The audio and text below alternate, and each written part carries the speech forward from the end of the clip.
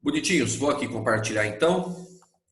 Vamos juntos falar da nossa nova melhor amiga, gravitação universal, tá bom? Pessoal, quero te deixar, como sempre, muito à vontade. Participe da aula, mande seus comentários, suas dúvidas, tá? É um assunto que a gente tem, né, algum conhecimento no sentido de saber mais ou menos algumas coisas, tem curiosidade, é uma coisa que faz parte do dia a dia. Fiquem à vontade, tá bom? Bora lá então? Pessoal, eu acho muito importante, né, antes da gente começar a desenrolar as equações, as leis de Kepler e tal, a gente dá uma noção de um histórico, né, de um contexto histórico de todo o desenvolvimento do estudo da gravitação.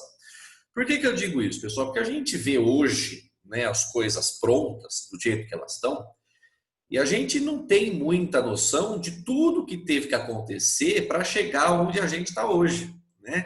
E o estudo dos planetas, as observações celestes, gravitação universal de uma forma geral, é uma coisa, pessoal, é um estudo que vem assim permeando há mais de 2.500 anos. Quando você estuda lá em filosofia, em história um pouquinho, né? Aqueles filósofos socráticos, pré-socráticos, né? Todo esse desenvolvimento da ciência lá na Grécia Antiga, na casa de 500 anos antes de Cristo, tudo começou, pessoal, tudo começou pelas observações celestes, pelas observações do céu. Imagina que eles não tinham, né, muita rede social para dar conta, né? Não investia muito tempo postando foto, fazendo TikTok, etc. e tal. E eles começavam a questionar. A maior pergunta que o ser humano já fez na vida foi por quê? Por que é assim? Por que não é assim? Então imagina, né, um céu sem poluição, né, nem comparado ao que a gente tem hoje, numa bela noite de verão, sem nuvens, a galera sentou lá no gramado, bonitinho para refrescar um pouco, e começou a olhar para o céu e começou a se questionar. Por que aquele pontinho que está ali pisca? E aquele pontinho não pisca, parece que ele está meio fosco. Por que mês passado, que a gente organizou aqui os pontinhos, né? Esse pontinho estava ali e agora ele está daquele outro lado. E por que aquele outro pontinho está praticamente no mesmo canto? Então, as observações celestes, pessoal, começaram a dar base para o que a gente tem hoje de pensamento científico. E entenda, ciência não é tecnologia, pessoal, né? Ciência é questionamento, ciência é investigação, ciência é formulação de modelos para justificar um fenômeno. Então, a base de todo o pensamento científico ocidental que a gente tem hoje está concentrada na Grécia, 500 anos antes de Cristo, que começou com questionamentos das coisas do céu. Tá? Só que, claro que hoje a gente tem informações, né, de documentos históricos, etc. e tal, de outros povos mais antigos até do que os gregos, e outros nem tanto, né, que já tinham um interessante desenvolvimento astronômico, né? Quando você pega, por exemplo, os caldeus, né, para quem conhece um pouco a Bíblia e a história do povo de Israel, de uma forma geral, os caldeus, pessoal, é um outro nome que a gente dá para o povo babilônico, né, ali da Mesopotâmia, aquela região do crescente fértil que você já estudou, região entre o Tigre e o Eufrates, toda aquela pataquada lá. Os babilônicos, pessoal, eles tinham um desenvolvimento astronômico muitíssimo interessante, tá? Eles já tinham uma noção muito bacana sobre quantos dias formavam um ano, porque isso ajudava na questão das estações e da colheita, quando que eu colho, quando que eu planto, etc. e tal, né? Muitas coisas que os babilônicos desenvolveram nessa época a gente usa até hoje, como, por exemplo, os números múltiplos de 6, né? A base 6. A gente está acostumado com contar na base 10, né? Que isso tem a ver mais com os árabes, né? Os índios, os algarismos indo-arábicos, né? Mas a base 6, pessoal, e a gente usa isso muito, tem tudo a ver com os babilônicos, né? Hoje a gente conta assim, né? Com os dedos, né? 1, 2, 3, 4, 5, 6, 7, 8, 9, 10. Os babilônicos não contavam assim. Eles contavam pelas articulações dos dedos. Eles contavam assim, olha para o seu dedo, aí você vai ver que tem 3 pedacinhos em cada dedo. Não é assim? Aí eles contavam assim, ó. 1, 2, 3, 4, 5, 6, 7, 8, 9, 10, 11, 12, 13, 14, 15. 15 numa mão, 15 numa mão. 15 num pé, 15 no outro pé. 60. É daí que vem a base 6, a base 60. Os números com múltiplos de 6 têm muita relação hoje no dia a dia, né? A gente sabe que um minuto tem 60 segundos, uma hora tem 60 minutos, um dia tem 24 horas, que é múltiplo de 6, né? A gente tem 12 meses no ano, que é múltiplo de 6. O ano para os babilônicos já tinha 360 dias, né? A gente conta um círculo com 360 graus, né? Percebe que é tudo múltiplo de 6. Os egípcios, pessoal, eles tinham um deus mais poderoso, que era o deus Sol, né? O Amon-Ra, enfim, né? Você já estudou isso também. E isso tinha muito a ver também com observações celestes e no sentido de perceber assim, o impacto que aquele astro tinha, de tal forma a chamar aquilo de um deus, né? E os maias, pessoal, aqui pertinho da gente, né? Mais na região aqui do México, né? Juntamente ali com os astecas, né? Incas é lá no Peru. Os maias, pessoal, inclusive para quem acompanhou aí no ano de 2012, né? Eles tinham um calendário baseado em alinhamentos de corpos celestes, Sol, Lua e planetas, que dizia que o mundo iria terminar no dia 21 de dezembro de 2012. Você acompanhou isso? Teve muito filme, muita coisa a respeito e tal. A gente sabe que isso não aconteceu, né? Mas os calendários maias, pessoal, eles eram incrivelmente precisos. Incrivelmente precisos, todos eles baseados também em observações celestes. Aquele círculo de pedras famoso lá no Reino Unido, que é o Stonehenge, você já deve ter ouvido falar. O Stonehenge, ele também hoje a gente sabe disso, ele era como se, para termos de hoje, né, um observatório celeste. Tá? Eles utilizavam aquilo como relógio solar, como culto de adoração aos astros. Era um negócio bem interessante, tudo relacionado ao céu. O céu sempre despertou. Calma que eu tô aqui, tá tudo sob controle, tá? Caiu não, tô de volta, calma, tá tudo sob controle. Vou voltar de onde eu estava aqui, probleminhas técnicos. Voltei, pronto. Terminei dizendo que o céu sempre despertou a curiosidade, o interesse do ser humano, e isso não acabou, né? Depois da gente estragar um planeta, a gente já está querendo estragar outro, né? Já estamos querendo colonizar outros planetas, visitando outras estrelas, outras galáxias. O céu sempre desperta e despertou interesse do ser humano. E tudo começou com os gregos, né? O fato é, pessoal, que ainda lá na Grécia, mais ou menos nessa época, surgiu um cara chamado Ptolomeu, esse carinha simpático aqui. O Ptolomeu, pessoal, ele desenvolveu um modelo para explicar por que os pontinhos se moviam daquela forma como eles viam no céu. E o modelo que o Ptolomeu desenvolveu, pessoal, é o chamado modelo geocêntrico. Porque, pessoal, vamos falar na boa, hoje a gente sabe que esse modelo não está certo, né? Porque quando você fala geo é terra, cêntrico, obviamente, no centro. Então, para Ptolomeu, a Terra estava no centro do universo, não se conhecia sistema solar ainda, galáxia, né? Mas quando você olha, por exemplo, para o Sol, a gente olha o Sol se movendo, não é a gente que parece que se move, né? Essa é uma questão de referencial. E esse modelo foi muito bem aceito. O fato é que, mais ou menos na mesma época, esse rapaz simpático aqui, o Aristarco de Samos, ele desenvolveu um outro modelo, que era o modelo heliocêntrico. E aí ele já dizia que o Sol estaria no centro, né?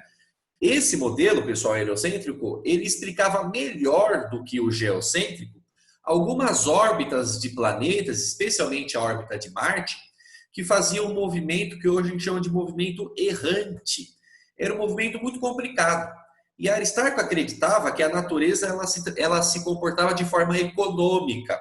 Ou seja, se eu conseguisse descrever as órbitas dos planetas da forma mais simples possível, era assim que a natureza trabalharia, gastando a menor quantidade de energia para obter o mesmo resultado. O fato é que Ptolomeu tinha mais seguidores no Twitter. E a ideia dele, o modelo dele, foi muito mais aceito do que o de Aristarco, Tanto aceito, pessoal, que este modelo geocêntrico, o geocentrismo, ele foi aceito pela comunidade científica. Falar comunidade científica nessa época é até um pouco exagero, né? Mas foi aceito pela sociedade até o século XVI. Então, nós estamos falando, pessoal, de 500 anos antes de Cristo até 1600, né? Nós estamos 1500, a gente está falando de 2000 anos. Nós estamos falando de 2000 anos de aceite de uma teoria que estava errada. Então, imagina você saber de uma coisa durante 2000 anos, sabendo que o mundo acredita aquilo por mais de 2000 anos, e alguém chegar depois e falar, ó, não é assim não. E provar, e comprovar. Então, realmente, quando a gente chega no século XVI, meados de 1500, eu vou mostrar isso no próximo slide, foi uma quebra de paradigmas, entendeu? Foi um choque muito grande. Aí você pergunta para mim, professor, como que pode, durante 2000 anos, ninguém levantar a mão e falar, ó, tem alguma coisa errada aqui. Não tinha ciência, não tinha desenvolvimento? Você sabe muito bem, pessoal, que esta época ali, já na era cristã, entre 500 e até 1400, 1500, a Europa, que era onde estava, né, o centro cultural, o centro financeiro do mundo, passava por uma época chamada de Idade Média, né, a chamada Idade das Trevas, né, aquela coisa toda.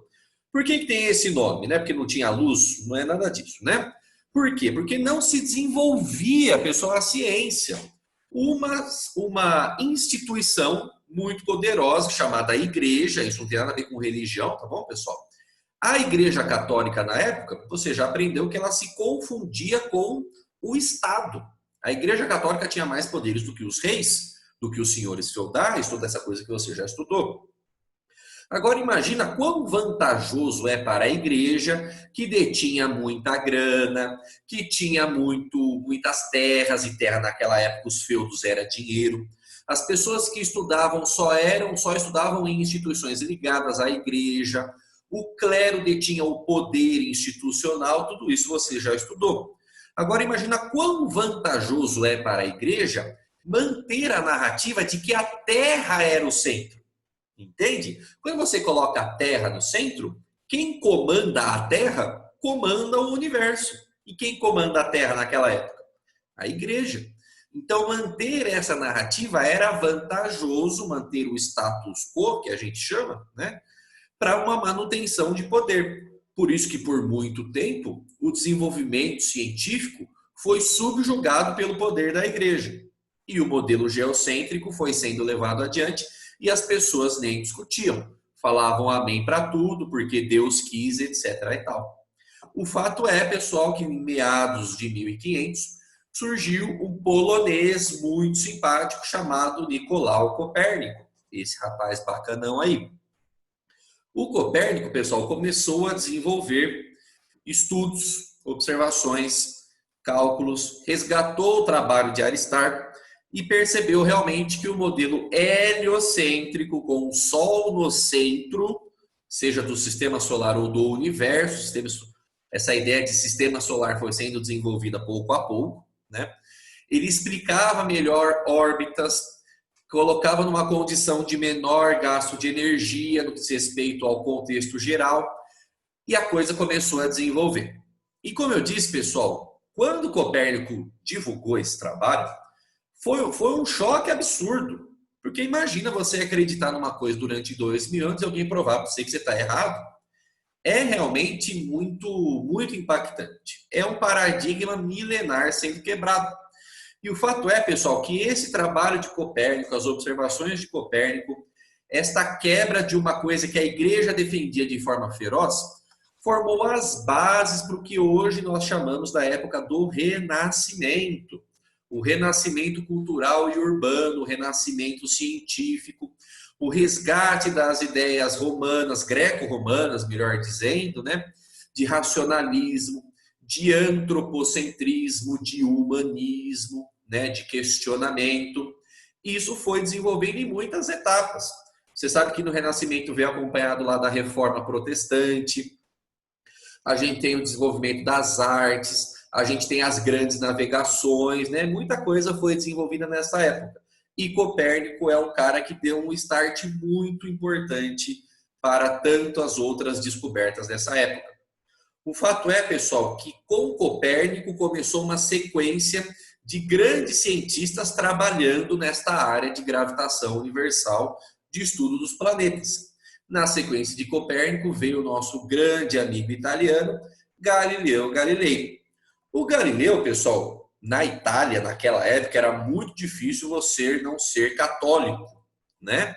E Galileu era católico. Então, imagine a dificuldade, a luta interna de Galileu, que queria defender a igreja, os ensinamentos da igreja, mas percebia que os seus resultados, as suas observações, o desenvolvimento dos seus instrumentos ópticos, como a luneta e o telescópio, começaram a mostrar um caminho diferente.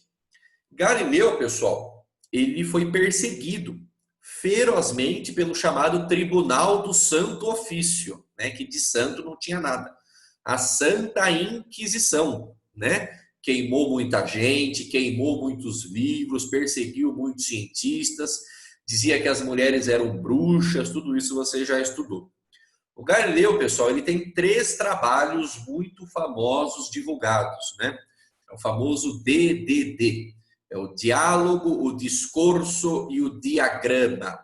O segundo trabalho dele, pessoal, que é o discurso, né? Discurso para nós aqui, em português, ele desmente muita coisa que ele tinha divulgado no primeiro trabalho à mão da igreja, com medo de ser queimado vivo. O fato é que teve uma hora que ele falou, não, eu tenho uma verdade, eu preciso levar essa verdade adiante. Tanto que o último trabalho dele, que é o diagrama, chama Diagrama Veritata, em italiano, é o diagrama da verdade, que é onde Galileu realmente desenvolve as suas teorias de heliocentrismo, corroborando os trabalhos de Copérnico e desenvolvendo ainda mais com observações dos seus instrumentos ópticos que foram desenvolvidos.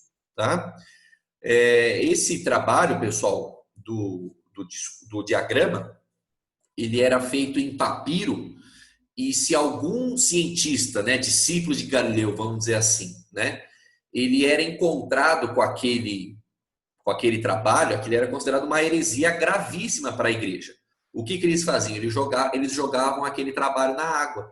Porque como ele era feito de papiro, aquilo se dissolvia e ninguém teria acesso a isso, né? Tanto que hoje a gente tem pouquíssimas cópias, né, deste trabalho de Galileu. E uma delas está no Museu do Vaticano. Perceba assim, ironia do destino, né? Já mencionei toda essa questão aí da Igreja Católica e o fato é, pessoal, que Galileu, juntamente com Copérnico, montaram as bases de todo o estudo que foi desenvolvido e tomou uma proporção absurdamente maior pelo nosso amigo Isaac Newton, né? Tanto que eu já contei para você que Newton, uma vez questionado de quem eram seus grandes inspiradores, ele disse que se eu conseguia enxergar mais longe foi porque eu estava sobre ombros de gigantes. E ele chamava Galileu e Copérnico de gigantes, que realmente eles que deram a base para todo o desenvolvimento de Newton, não só nas leis do movimento, que a gente já estudou no bimestre passado, mas nos estudos de Newton sobre o movimento dos planetas. Newton teve muito trabalho também com relação a isso, né? Newton, pessoal, nosso parceirão aqui, cavaleiro Sir Isaac Newton, da rainha da Inglaterra, desenvolveu seus trabalhos de gravitação universal, no sentido de investigar a força que mantinha os planetas em órbita ao redor do Sol. Na semana que vem, se tudo der certo, né, o nosso cronograma, a gente vai estudar com bastante detalhes aí a força de atração gravitacional de Newton. É daí que vem a ideia de gravidade, e a gente vai ver para a física, já respondendo a pergunta que foi feita aqui para mim no chat, o que é gravidade? Né? A gente estudou já um pouquinho de gravidade, né, que é aquele Gzinho, né, que a gente estudou, a aceleração da gravidade. A gente vai ver mais detalhes sobre esse cara nos estudos da força gravitacional de Newton. Tá? Para Newton, pessoal, e para Galileu também, o espaço ele era estático. Né? Você não consegue fazer nada com o espaço, a não ser colocar coisas ali nele para causar uma órbita, para causar um movimento, coisas desse tipo. Hoje, talvez, esse tenha sido o grande erro de Newton, né? Mas Newton não tinha condições de saber se isso realmente estava errado, né? E hoje a gente sabe, através da relatividade, né, relatividade geral de Einstein, que o espaço ele não é estático, o espaço ele pode ser deformado, e a gente vai estudar isso também na próxima semana. Como que a gente deforma o espaço, o que é um espaço hoje, né, o chamado espaço-tempo, né? É uma expressão que a gente utiliza bastante aí nos estudos de cosmologia e astronomia. Pelo amor de Deus, não saia por aí falando que você está estudando em física astrologia, tá bom? Astrologia não é ciência, tá? Esse negócio de signo do zodíaco, não faço nenhum juízo de valor para quem, né, antes de sair de casa, de fazer qualquer coisa, aí ver aí o que o meu signo está falando de mim hoje, tá? Mas não existe nenhum embasamento científico para a astrologia. A gente estuda astronomia, tá bom? Não confunda, tá? Ainda falando de histórico, pessoal, e já dando abertura para o que a gente vai terminar falando na aula de hoje, o nosso amigo Johannes Kepler, esse rapaz simpático aqui. O Kepler, pessoal, ele é razoavelmente ali contemporâneo de Isaac Newton, tá? Ele veio um pouquinho depois. Kepler era dinamarquês, né? E da mesma forma, pessoal, que existem 3 leis de Newton, existem também 3 leis de Kepler, focadas, obviamente, no movimento planetário, na descrição de órbitas de planetas, estrelas, coisas desse tipo, tá? O Kepler, pessoal, ele era discípulo do Tycho Brahe, esse rapaz bonitão aí com esse bigode de respeito, tá? Tem muita gente, inclusive, pessoal, que acha, e isso é uma discussão que demanda muita pesquisa, que o Kepler ficou com a fama do trabalho do Brahe, entendeu? O Brahe foi o que investigou mais e o Kepler meio que, vamos dizer assim, terminou o trabalho assim e ficou com um pouco mais de fama, tá? Mas isso é uma outra discussão. O fato é que as 3 leis de Kepler formam a base para todo o estudo atual que a gente tem de gravitação universal. Usa-se gravitação, força de Newton? Usa. Em estudos mais avançados, a gente usa relatividade? Sim. Hoje a gente sabe que a relatividade ela acoplou todos esses conceitos numa única equação e tornou, né, levou o estudo da cosmologia, do movimento dos planetas, buracos negros, num ramo, num leque muito, um alcance muito maior, né? Mas para estudar relatividade, a gente precisa de conhecimentos de física e matemática, que a gente não tem muito no ensino médio. A gente vai dar uma palhinha muito de leve, tá? Mas a gente vai focar, pessoal, muito do nosso estudo aqui em leis de Kepler, tá bom? E hoje a gente vai comentar sobre a primeira lei de Kepler, tá bom? Não faz sentido a gente falar das 3 hoje, não temos pressa alguma. Dado este contexto histórico que eu acho importante para você entender a sequência de pessoas, de cientistas, de ideias que foram sendo levadas adiante, vamos falar sobre as leis de Kepler e na aula de hoje apenas a primeira, tá bom? Vamos lá então. Primeira lei de Kepler, pessoal. Esta é a chamada lei das órbitas. Lei das órbitas, primeira lei de Kepler. Qual é o enunciado da primeira lei de Kepler? O que Kepler escreveu na sua primeira lei? É isso aqui, ó. Kepler escreveu que os planetas descrevem órbitas elípticas ao redor do Sol. Só com isso aqui, pessoal, a gente já quebra uma ideia que talvez você já tenha visto, já tenha até desenhado sem saber o certo. Vira e mexe, pessoal, a gente vê por aí, às vezes a gente até já fez isso, órbitas, né, de planetas ao redor do Sol, de luas ao redor dos planetas, isso também é válido, tá? Órbitas circulares, tá? Isso não é verdade, pessoal. Os planetas descrevem órbitas elípticas ao redor do Sol. É uma elipse, é um ovo, tá? É um círculo achatado que alguém sentou em cima. Esta é a órbita dos planetas ao redor do Sol. E uma outra coisa que Kepler também quebrou uma ideia que muita gente tinha, o Sol, pessoal, ele não está no centro da órbita. Ele não está no centro da elipse. Ele está em um ponto, que eu já vou mostrar para você no outro slide o que esse ponto representa, é o chamado ponto focal, ou simplesmente foco, tá? Então, o Sol, pessoal, ele não está no centro da órbita, não está no centro da elipse. Ele está deslocado um pouquinho para o lado, num ponto da elipse chamado de foco, ponto focal. Vamos entender o que é esse ponto focal e como que a gente consegue analisar esta elipse. Presta atenção. Coloquei aqui, pessoal, um desenho e eu já quero adiantar que é um desenho bastante exagerado. No próximo slide eu vou te mostrar isso. É um desenho muito exagerado sobre a órbita do planeta ao redor do Sol. Ela não é tão achatada assim, entendeu? Não é uma elipse tão apertadinha. Mas a gente coloca, pessoal, a gente desenha dessa forma para a gente não confundir com um círculo, entendeu? É achatada desse jeito? Não é. Mas também não é um círculo. É isso que eu quero que você entenda, tá? É uma elipse. Então é melhor você desenhar achatado dessa forma, de forma exagerada, para você não esquecer que não é um círculo, tá bom? Na elipse, pessoal, olha aqui, ó, falando de elipse de uma forma geral. No ensino médio, quando eu fiz ensino médio, nem faz tanto tempo assim, tá?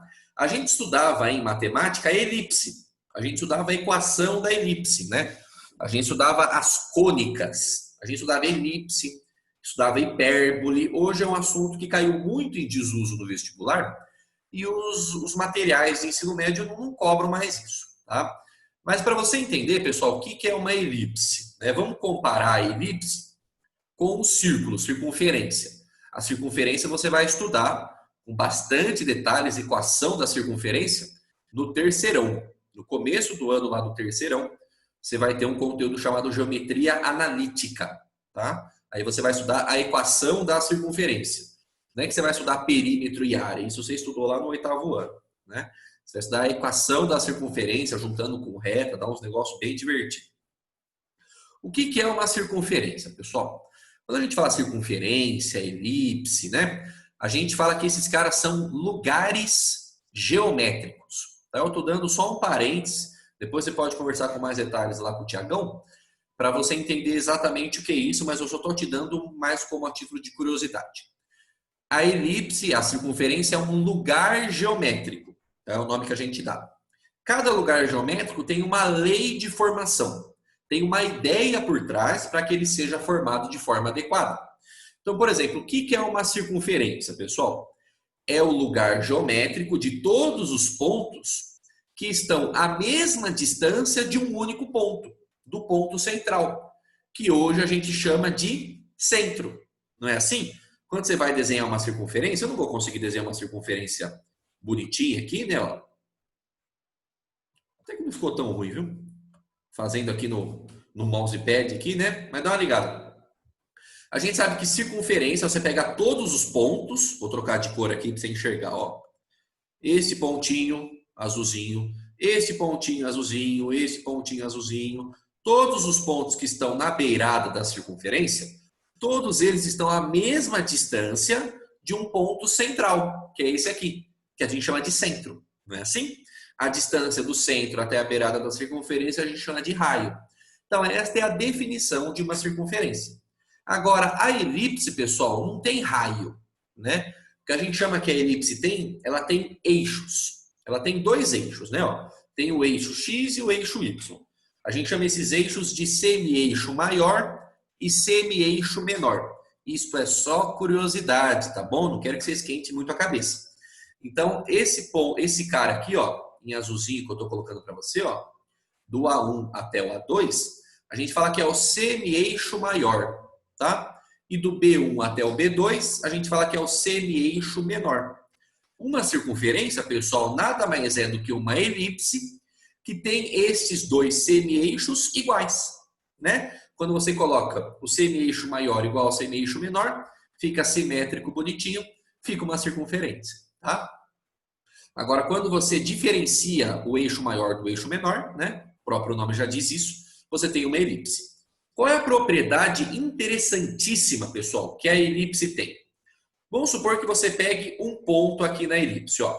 Peguei este pontinho P, que tem uma coordenada x e y lá no plano cartesiano que você já estudou lá em função do primeiro, segundo grau, etc. e tal, né? No plano cartesiano, você vai pegar um ponto aqui da elipse. qualquer ponto que está na beiradinha, tá? A elipse, pessoal, ela tem dois focos. Tem um centro que a gente não usa muito assim para cálculo, a gente usa mais o foco. Foco 1 e foco 2, tá bom? Qual que é a propriedade que a elipse tem? Pegue um ponto, aí você vai ver a distância que esse ponto tem para o primeiro foco e a distância que esse ponto tem para o segundo foco. Você vai somar estas distâncias. Vai dar um número. Este número, pessoal, que é a soma das distâncias do ponto até os focos, é constante. Não muda, independente do ponto que você escolhe na elipse. Professor, não entendi, vou explicar melhor. Vamos pegar este pontinho P. Vou chutar números, tá bom? Vamos supor que do P até o primeiro foco, a distância é 10. Eu estou chutando o número, pessoal, não esquenta a cabeça, tá bom? E do P até o segundo foco, a distância é 4, tá bom? Então, para este carinha aqui, para esta elipse, a distância somada é 14. Vamos escolher um outro ponto? Ó, vou pegar um ponto diferente na elipse, ó. Este pontinho azul que eu estou desenhando aqui para você, tá? Aí a gente vai pegar as distâncias, ó. Distância do ponto até o primeiro foco, distância do ponto até o segundo foco. Aí você vai medir. Vamos supor que do ponto até o primeiro foco a distância foi 3. Então, do ponto até o segundo foco tem que ser 11. Por quê? Porque a soma tem que continuar sendo 14. Estou chutando números. Quaisquer pontos que você escolher da elipse e fizer essa brincadeira de somar as distâncias até os dois focos, esta soma dá constante, tá? É assim que a gente define elipse. Em um destes focos da elipse é onde está localizado o Sol na órbita do planeta. Então pensa que esse ponto P rodando aqui na elipse é o planeta, seja ele qual for, perdão. E em um desses focos, tanto faz qual, porque depende de como você olha, né? No céu não tem rosa dos ventos, né? Não tem norte, sul, leste, oeste, né? É só uma convenção que a gente usa. Em um destes focos, deslocado do centro, está o Sol, tá bom? Não quero, pessoal, que você se preocupe com Pitágoras aqui na elipse, com esses valores A, B e C. A gente não vai trabalhar com isso. É um assunto muito específico de matemática, de elipse, que não se cobra mais no ensino médio. O que eu quero que você entenda é o que é uma elipse, aonde estão os pontos focais e que o Sol está na órbita dos planetas no ponto focal. Não está no centro, está um pouquinho deslocado. Tá bom? Beleza até aqui? Tranquilo? Para terminar, pessoal, faltam só 2 slides, com isso a gente já vai encerrar a aula de hoje. Temos que conversar sobre um negócio da elipse, que isso faz diferença na órbita dos planetas. A gente chama isso de excentricidade. Você já ouviu falar assim, essa pessoa ela é muito excêntrica? Já ouviu falar nisso? Excentricidade, pessoal, para nós aqui da física, é o grau de achatamento da elipse.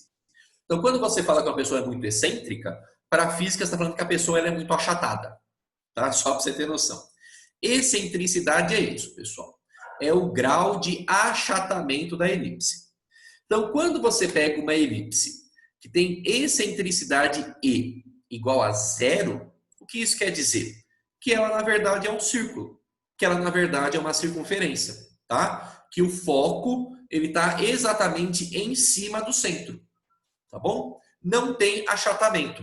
Ninguém sentou em cima do círculo, continuou sendo círculo, continuou sendo circunferência. É uma elipse com excentricidade igual a 0. Tá? À medida que você vai achatando a elipse, pessoal, ele foi indo aqui de décimos em décimos. Tá vendo? 0,1, 0,2, 0,3, chegou no 0,9, aí ele foi indo ainda mais. 0,95, 98, etc. e tal. Perceba, pessoal, que à medida que você aumenta a excentricidade, você aumenta o grau de achatamento. E aí você consegue deslocar o centro da elipse do foco, do ponto focal. Percebeu?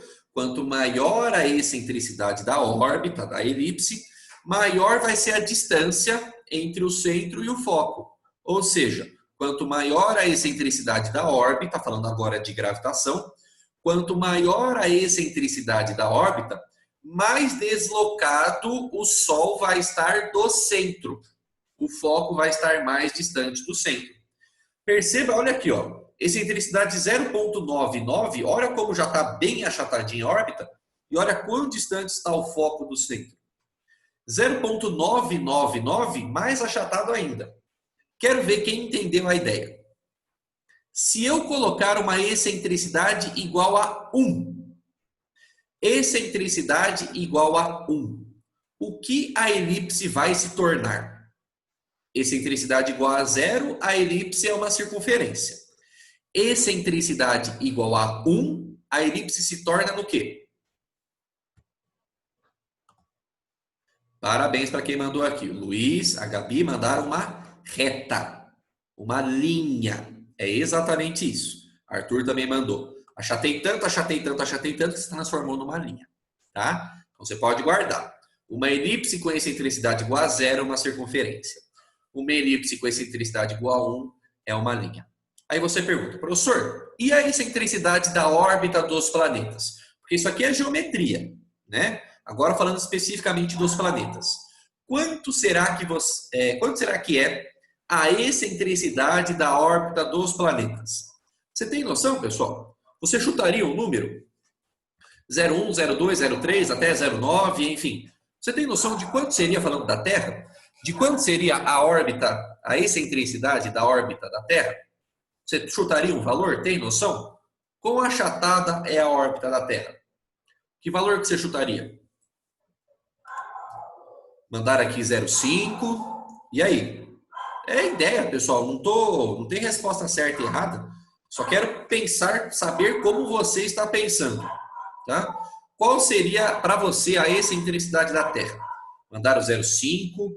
1 é complicado, né? Ser 1, né? Porque daí a 1 não tem mais órbita, aí se transforma numa linha, né? Mandaram 0,7, mandaram 0,4. Lamento decepcionar você, pessoal. Mas a excentricidade da Terra é 0,02. É muito pequenininha. É muito pequena.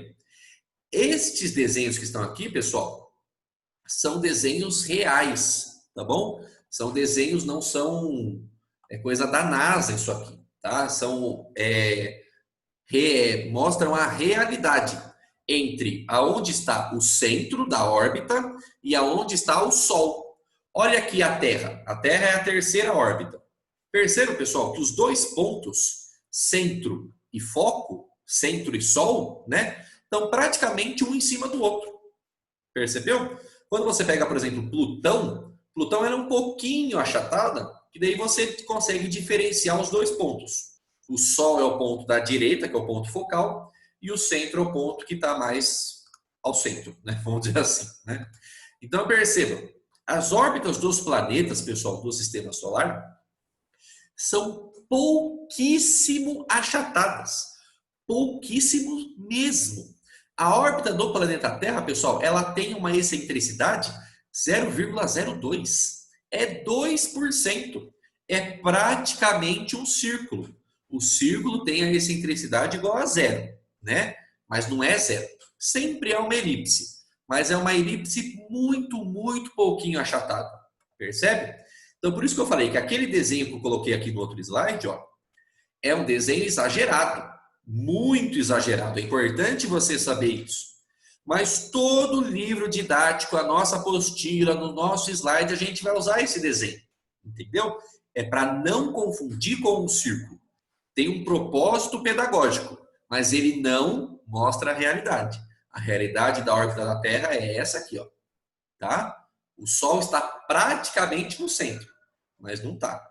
A excentricidade nunca vai ser 0, tá? Não existe órbita circular, é importante você entender isso. Todas as órbitas são elípticas, é a primeira lei de Kepler. E também não existe excentricidade igual a 1, tá? Já respondendo o que perguntaram aqui para mim. Porque daí ele deixa de ser elipse, né? Ele não tem como girar, né? Fazer a órbita ao redor do corpo central, seja a Lua em relação ao planeta ou o planeta em relação ao Sol. Então, todas as excentricidades, os achatamentos das órbitas que a gente conhece, estão entre 0, não sendo 0, e entre 1 não sendo 1. Mas o nosso sistema solar são excentricidades muito pequenininhas, tá bom? No caso da Terra, 2% só a órbita achatada. É uma elipse? É, mas é quase um círculo, tá bom? Beleza? Para terminar, sobre a lei das órbitas ainda, a gente tira algumas conclusões, algumas propriedades interessantes. Temos algumas consequências do enunciado da primeira lei de Kepler.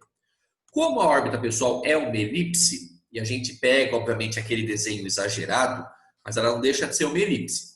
Então, como não é um círculo e como o Sol não está no centro, é de se imaginar que no decorrer da órbita dos planetas, vai ter um ponto em que o planeta vai estar mais perto do Sol e um ponto que o planeta vai estar mais distante do Sol. É razoável isso para você? Se o Sol não está no centro, mesmo que seja por um pouquinho só, vai ter um ponto que o planeta vai estar mais próximo do Sol, vai ter um ponto que o planeta vai estar mais distante do Sol. Estes pontos têm nomes. O ponto que o planeta está mais longe do Sol, mais perto do Sol, mais perto do Sol, a gente chama de periélio. Periélio, o ponto que o planeta está mais próximo do Sol, na órbita. O ponto da órbita que o planeta está mais longe do Sol, a gente chama de afélio, tá bom? Periélio e afélio. Pelo amor de Deus, se você sair da aula de hoje entendendo o que eu vou falar agora, eu vou ficar muito satisfeito. Que inclusive já foi até pergunta aqui do chat. Professor, estes pontos, periélio e afélio, que é o ponto que o planeta está mais perto e mais longe do Sol, tem relação com as estações do ano? Sim ou não, pessoal? Quando o planeta está mais perto do Sol, é verão?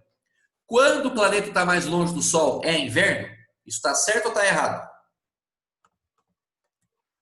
Hein? Pessoal, com certeza não. Está errado. Isto é uma confusão que muita gente comete. E é normal vocês terem respondido sim, não tem nenhum problema. Mas isso não é verdade. O periélio e o afélio, representados aqui de forma exagerada, mais uma vez, no nosso desenho, não tem nenhuma qualquer relação com estação do ano. E a pergunta que eu faço agora é, por quê?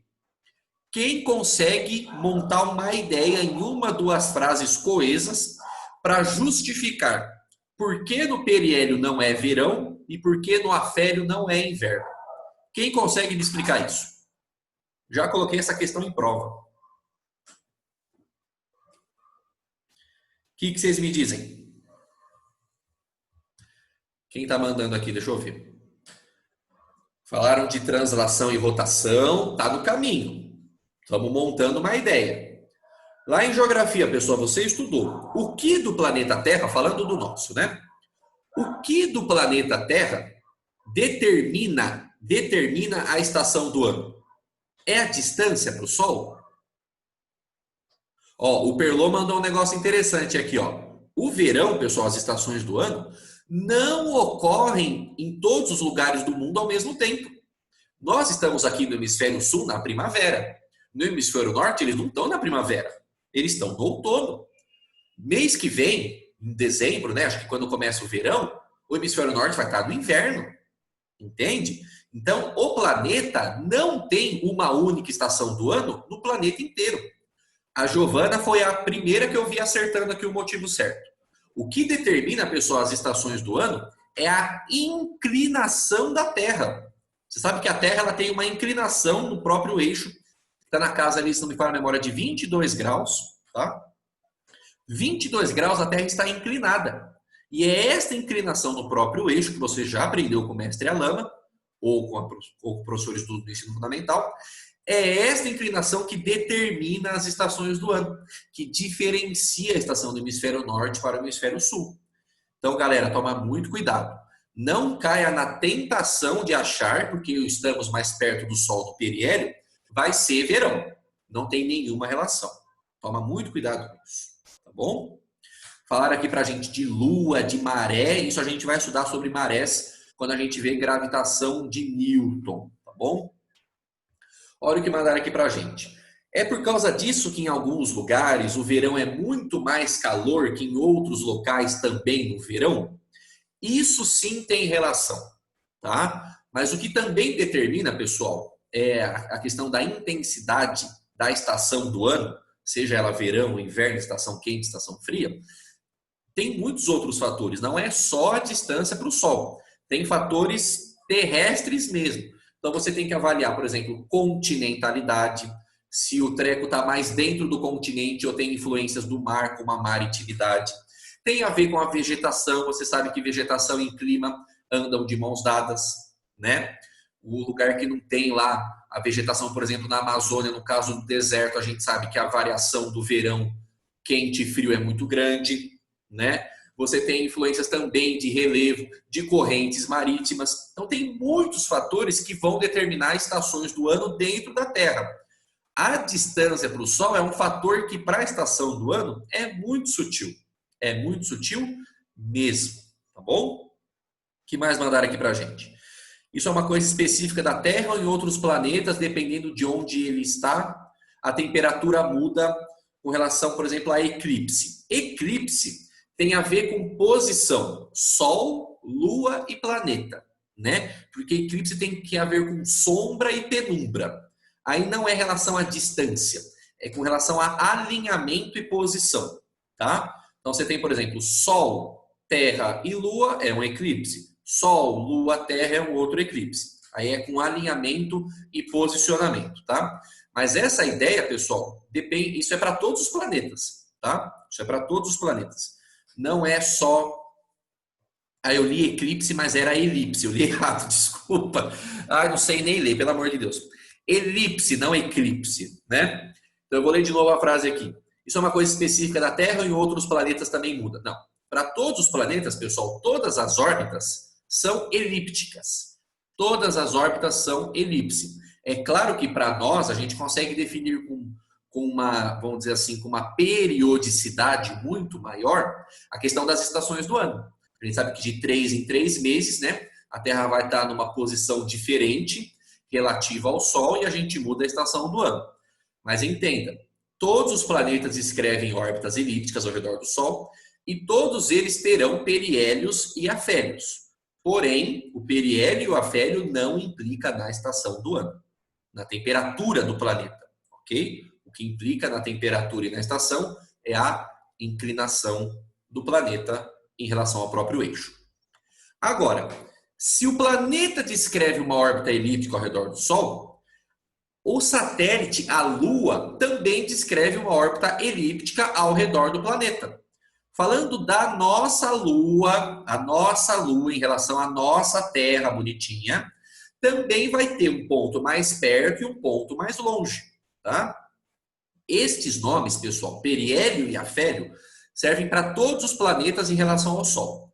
Agora, perigeu e apogeu só serve para a nossa Terra em relação à nossa Lua, tá? Depois a gente pode até investigar como que estes pontos são chamados em Mercúrio, em Vênus, em Marte, em Saturno, são nomes diferentes, tá? Depois você pode bater um Google, você vai ver que tem nomes escalafobéticos, nomes muito estranhos, tá?